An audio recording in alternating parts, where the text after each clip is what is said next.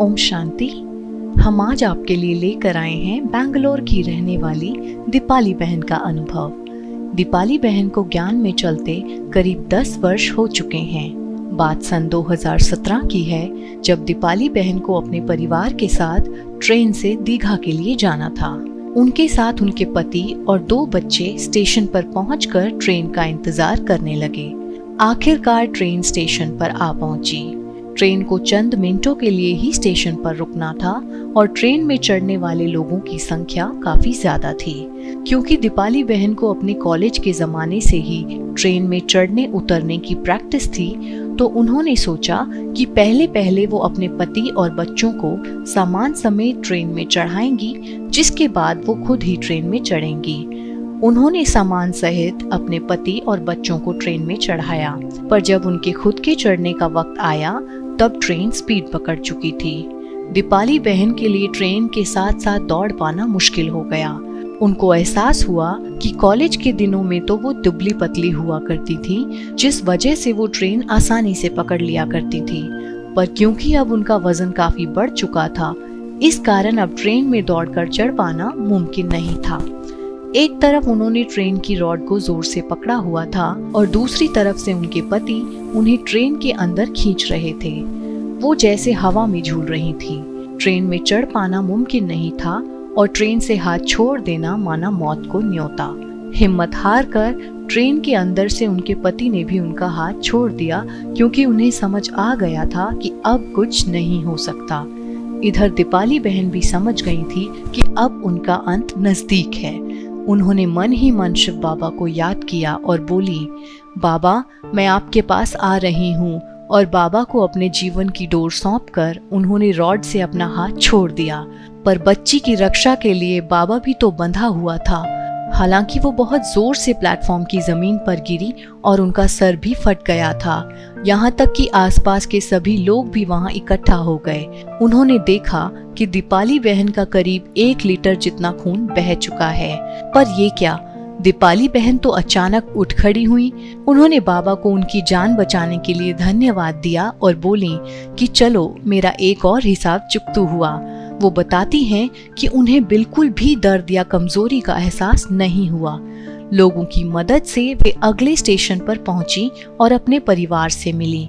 उन्हें सुरक्षित देखकर सभी घर वाले बहुत खुश हुए, जिसके बाद उनके पति ने उन्हें बताया कि ट्रेन से उनका हाथ छोड़ते ही वो ये समझ चुके थे कि आज दीपाली शायद हम सबको छोड़कर चली गई है। लेकिन उनकी बेटी को बाबा पर पूरा निश्चय था। बेटी ने अपने पिता से ये पहले ही कह दिया था कि आप देखना, मम्मी को कुछ नहीं होगा, क्योंकि मम्मी हमेशा बाबा के साथ रहती है। और वास्तव में ठीक वैसे ही हुआ जैसा उनकी बेटी को निश्चय था।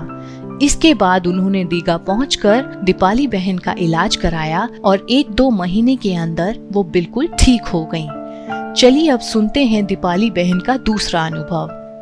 बात है सन 2013 के नवंबर मास की, जब दीपाली बहन का 1 हफ्ते के लिए मधुबन जाना हुआ।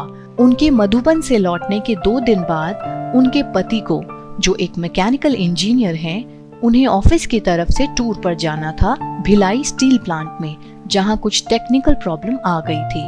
मधुबन से आने के 2 दिन तक दीपाली बहन ने मधुबन में हुए उनके बेहतरीन अनुभवों को अपने पति के साथ साझा किया। जैसे ही 2 दिन पूरे हुए, अब उनके पति को टूर के लिए निकलना था, पर दीपाली बहन ने उन्हें जाने से रोक दिया। उनके पति ने उनसे ना जाने देने का कारण पूछा, तो दीपाली बहन बोली कि मुझे नहीं पता क्यों, पर अंदर में मुझे कुछ ठीक नहीं लग रहा। तुम कुछ दिन बाद चले जाना। इसके बाद उनके पति ने ऑफिस पहुंचकर दीपाली बहन को फोन किया और कहा कि अब उनके सीनियर्स को टिकट बुक करना है, जिसके लिए वो डेट पूछ रहे हैं। तो दीपाली बहन ने उन्हें तय वक्त से और कुछ दिन तक रुक जाने के लिए कहा। अभी 1 हफ्ता ही बीता था कि एक दिन कुछ ऐसा हुआ। सुबह के करीब 11 बजे थे। अचानक ऑफिस से उनके पति का फोन आया। उनकी आवाज में कंपन थी। दीपाली बहन ने फोन उठाया और पूछा कि तुम्हारी आवाज कांप क्यों रही है? तो उनके पति बोले कि जल्दी टीवी ऑन करो और न्यूज देखो। भिलाई स्टील प्लांट में आग लग गई है और जिस हिस्से में आग लगी है, आज मुझे वहीं मौजूद रहना था रिपेयर के लिए। और अगर आज मैं वहाँ होता तो आज मैं जिंदा नहीं बचता, क्योंकि तुमने मुझे जाने से मना किया तो उन्होंने किसी और को वहाँ भेज दिया और वो व्यक्ति आग लगने की वजह से मर गया है।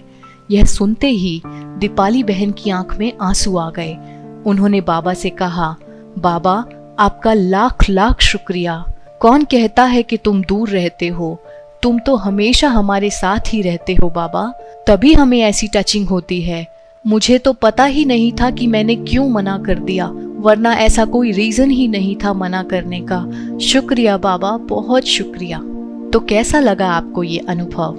बाबा ने पहले ही बताया है, बच्चे जहाँ बैठे हो वहाँ ही मन और बुद्धि की एकाग्रता द्वारा बाबा को बुलाएंगे, तभी वहीं बाबा मिलन हो जाएगा।